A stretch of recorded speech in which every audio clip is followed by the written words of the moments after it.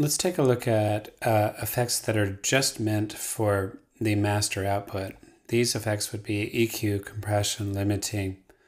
And a good way to start, as before, is to go Audio Effects Rack. And there's a mastering folder here. And this mastering suite is pretty cool. I would look at all these. Some of them are good, some of them not as good, but the mastering suite has some pretty informative things going on. So I'm met with a few macros here. Then some devices. The first thing that pops out is, wow, what is that? That's called the spectrum. And this is going to give me a graphic of what this track is in terms of frequencies.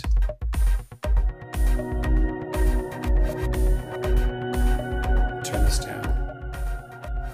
Everywhere that I put my cursor, I can figure out where that is. Like that's right up there at 6K, 5K, stuff like that. And if I want to view this thing in a bigger way, I can do this.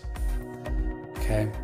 And basically what I see with this track is that there's a lot of low-end information, but I'd like to get this a little finer. So I'm gonna go from 2048 to 16. Now I'm getting the spectrum is looking at more parts of this signal. And I've got mostly kick drum. This is the style of this music that we're working on here. Then I can see all these little spikes, okay? So this is critical for working with EQ itself. Watch this.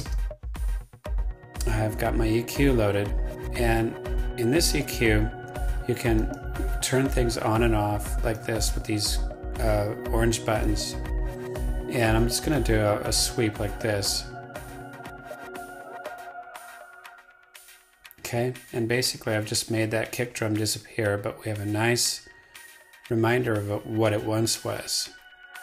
Okay, and for live shows and things of that nature, it's nice to have, a really good solid kick, but you want to have a pretty sharp roll off down there at the bottom so that it doesn't just kill speakers and ruin the bandwidth. So to make this steeper, I'm going to take the Q and make that real steep, just like this. Okay. Frequency is there. Might do something like this. Okay. And then bypass it. You can see what you're cutting out. Okay, so that's how EQ works. And problem areas can be dealt with,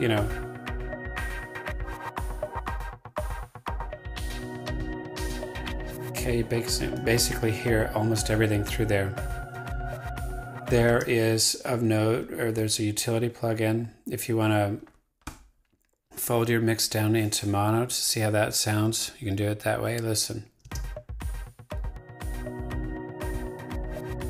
Oh, this is not the one I was thinking of.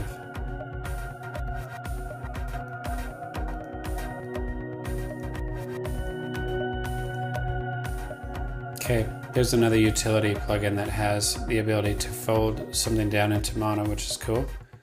There's a limiter out here.